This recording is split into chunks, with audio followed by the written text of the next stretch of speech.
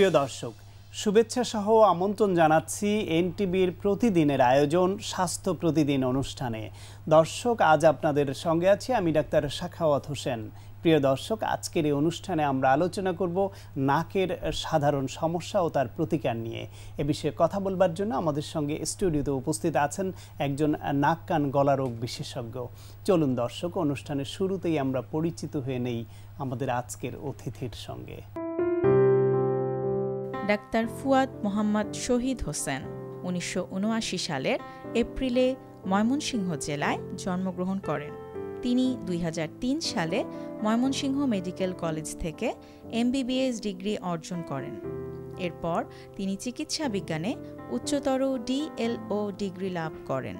বর্তমানে তিনি holy family red crescent medical college হাসপাতাল এর নাক কান গলা বিভাগের কনসালটেন্ট হিসেবে কর্মরত আছেন।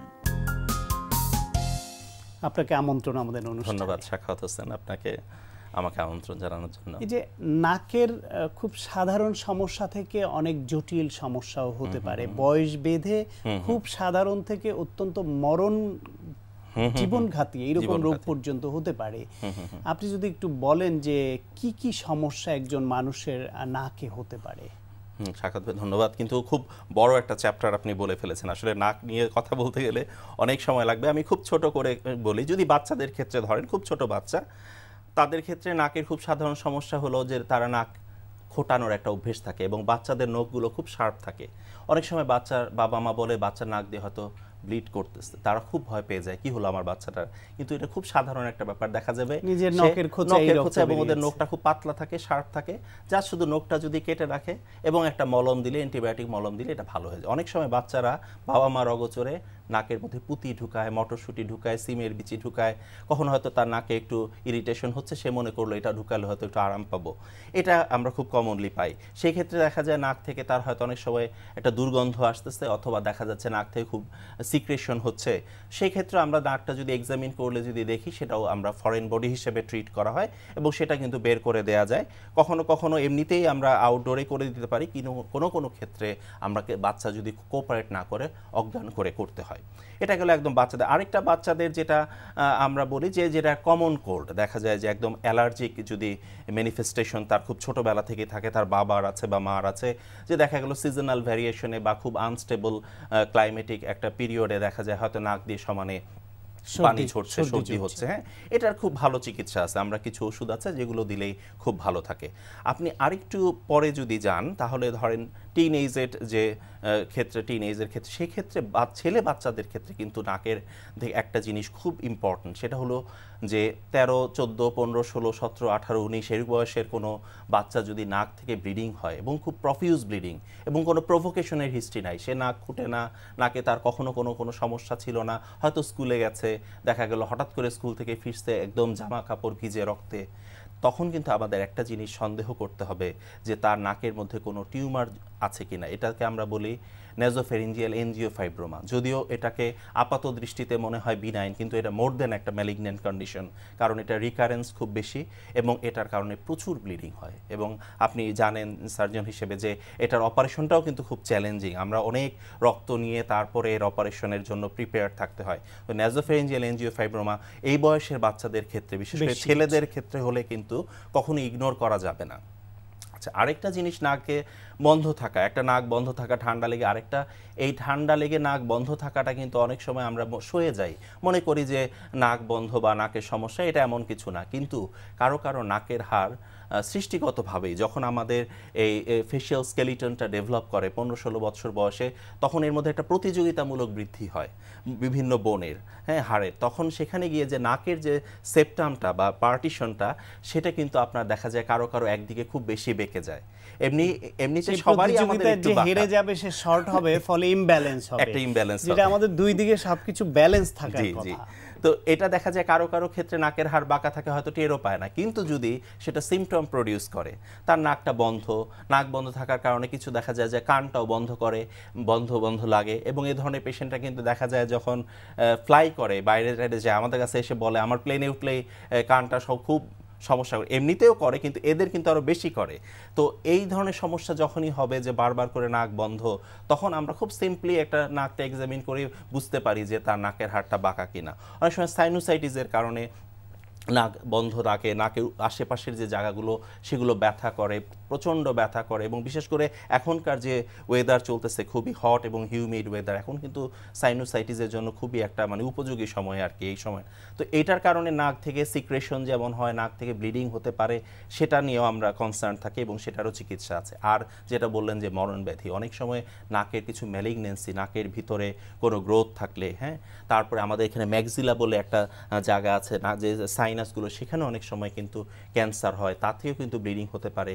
এবং এইগুলো কিন্তু অনেক সময় আমরা মনে করি কি যে হয়তো শুধু ওল্ড এজেই হবে, কিন্তু আসলে এই মরণ ব্যাধি ক্যান্সার এমন একটা রোগ যে এটা আসলে কোনো বয়সকে আজকে দেখে আমরা ছাড় দিচ্ছে না। যদিও 40 বা পরবর্তী বয়সে বেশি আমরা বলি যে বেশি হয়, কিন্তু যে কোনো বয়সে যে কারো হতে পারে। যদি উপসর্গগুলো তার সঙ্গে মানে মিলে যায় তাহলে কিন্তু আমাদের ইগনোর করার কোনো সুযোগ নাই।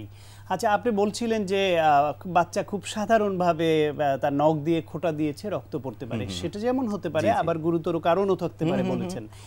এমনিতে অনেকের দেখা যায় হঠাৎ রাত বিরাত যে কোনো সময় তার নাক দিয়ে রক্ত পড়ছে।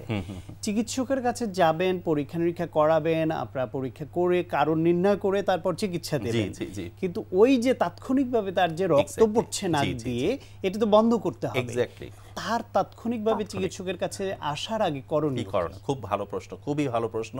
প্রথম কথা বলি, নাক থেকে যখনই ব্লিডিং হয় সবাই কিন্তু ভয় পেয়ে যায়, কারণ ব্লিডিং যখন শুরু হয় কেউ কিন্তু জানে না আমার ব্লিডিংটা কখন বন্ধ হবে। এক্ষেত্রে একটা কথা বলে রাখি যে নাকের ব্লিডিং কিন্তু বন্ধ হয়ে যায়, যারই হোক এটুকু আপনি আশ্বস্ত থাকবেন যে এটা একটা সময়ের পর বন্ধ হয়ে যাবে। এবং তাৎক্ষণিক কাজটা হলো আপনি নাকটা জাস্ট দুটো আঙুল দিয়ে এভাবে চেপে ধরে মুখ দিয়ে শ্বাস নেবেন, কারণ নাক দিয়ে যখন ব্লিডিং হতে থাকবে, নাক দিয়ে শ্বাস নিলে রক্তটা ছিটে পড়বে এবং ছড়ায় যাবে এবং আরো বাড়বে, জমাট বাঁধার কোনো সুযোগ পাবে না। আমরা যে কোনো রক্ত জমাট বাঁধার মূল যে প্রক্রিয়াটা সেটা শুরুই হয় কিন্তু কম্প্রেশনের মধ্য দিয়ে। আমরা বলি রোড ট্রাফিক অ্যাক্সিডেন্টে যদি কোথাও কোনো হয়, কোনো একটা বাসের সঙ্গে চেপে কোনো একটা কাপড় দিয়ে বেঁধে হসপিটালে নিয়ে যান, কেন বলি?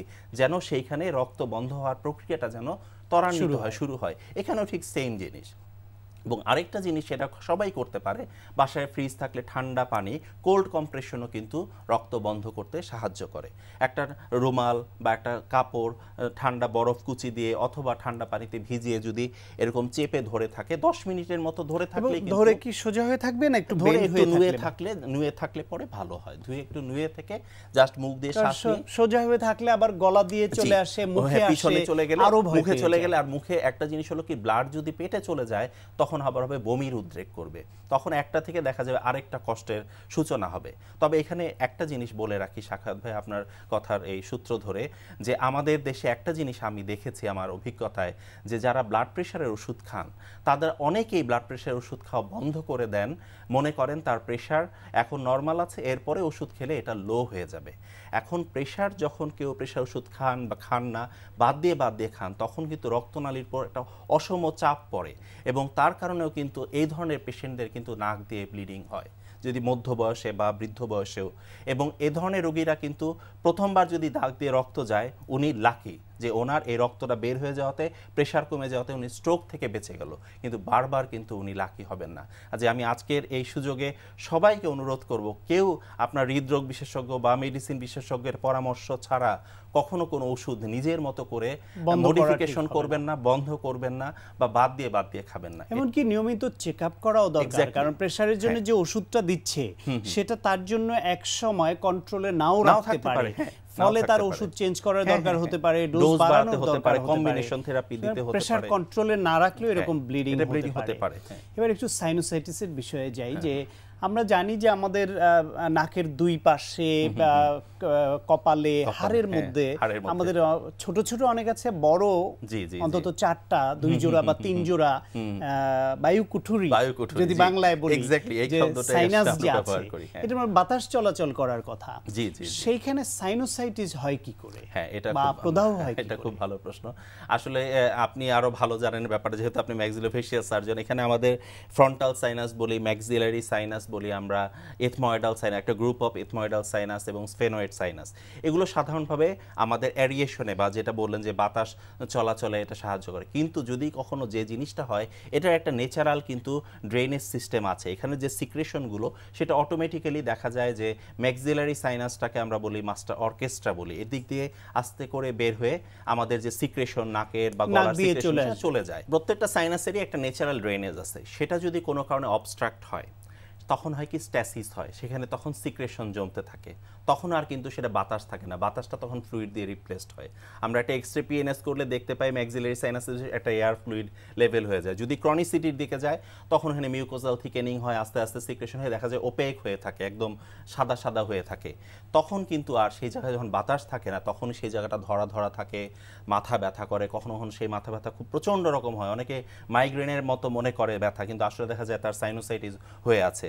তো এটা আসলে ন্যাচারাল যে ড্রেনেজটা সেটা অবস্ট্রাক্ট করার জন্য, অত ডিটেইলে বলতে পারলাম না, কিন্তু যদি সাধারণভাবে বলি মানে যেখানে বাতাস যাওয়া আসার কথা সেখানে বাতাসের জায়গায় যদি ফ্লুইড জমে যায়, বাতাস যেতে আসতে পারছে না, তখন এই প্রদাহ সম্ভব হয় এবং তখন মাইগ্রেন না ভেবে নাক কান গলা বিশেষজ্ঞের কাছে যাওয়া দরকার, তাহলে দুটোরই চিকিৎসা একবারে পাওয়া যাবে। অনেক ধন্যবাদ। ধন্যবাদ শাখাওয়াত হোসেন আপনাকে আমাকে আমন্ত্রণ জানানোর জন্য। প্রিয় দর্শক, আমরা শুনছিলাম নাকের সাধারণ সমস্যা ও তার প্রতিকার বিষয়ে অত্যন্ত প্রয়োজনীয় কিছু পরামর্শ, আশা করি আপনাদের কাজে লেগেছে। প্রিয় দর্শক, এই অনুষ্ঠানটিকে আমরা আপনাদের পরামর্শ নিয়ে আপনাদের মনের মতো করেই সাজাতে চাই, তাই প্রয়োজন আপনাদের পরামর্শ লিখে পাঠাতে পারেন এই ঠিকানায়। প্রযোজক স্বাস্থ্য প্রতিদিন, এনটিভি, বিএসসি ভবন, 7 তলা, 102 কাজী নজরুল ইসলাম এভিনিউ, কারওয়ান বাজার, ঢাকা 1215। ফ্যাক্স 914338 থেকে 7 পর্যন্ত, অথবা ইমেইল করুন স্বাস্থ্যপ্রতিদিন@ntvbd.com এই ঠিকানায়। প্রিয় দর্শক, আপনার প্রিয় স্বাস্থ্য প্রতিদিনের আগামী পর্বে আপনাদের জন্য যা রয়েছে, মেনোপজ বলতে গেলে আগে বুঝতে হবে মাসিকটা কি জিনিস। রিপ্রোডাক্টিভ এজে মানে 13-14 বছর বয়স থেকে আপনার 45 থেকে 50 বছর পর্যন্ত প্রতি মাসে মেয়েদের শরীর থেকে যে রক্তটা ঝরে যাচ্ছে সেটাকে আমরা যদি বাংলা ভাষায় বলতে চাই সেটাকে আমরা মাসিক বলছি, এবং এটার সাথে অবশ্যই হরমোনের একটা ব্যাপার থাকে। আর মেনোপজ বলতে যেটা আমরা বুঝি, মাসিক না হওয়াটাই হচ্ছে মেনোপজ। তবে এটার জন্য একটা ডিউরেশন থাকে যে 45 বছরের পরে 50-এর কাছাকাছি সময় যদি কোনো মায়ের 1 বছর সমপরিমাণ সময় মাসিক বন্ধ থাকে, সেক্ষেত্রে আমরা বলতে পারি যে এই মায়ের মেনোপজ হয়ে যাচ্ছে। প্রিয় দর্শক, বিশ্বের যে কোনো প্রান্তে যে কোনো সময় এনটিভিতে সম্প্রচারিত আপনার প্রিয় স্বাস্থ্য প্রতিদিন অনুষ্ঠান দেখার জন্য ভিজিট করুন আমাদের পূর্ণাঙ্গ ওয়েব পোর্টাল www.ntvbd.com। দর্শক, আজ এ পর্যন্তই। সবাই ভালো থাকুন, সুস্থ থাকুন এবং অবশ্যই নিরাপদে থাকুন। দেখা হবে আগামীকাল ঠিক একই সময়ে নতুন কোনো অতিথি নিয়ে আপনার প্রিয় এনটিভির পর্দায়।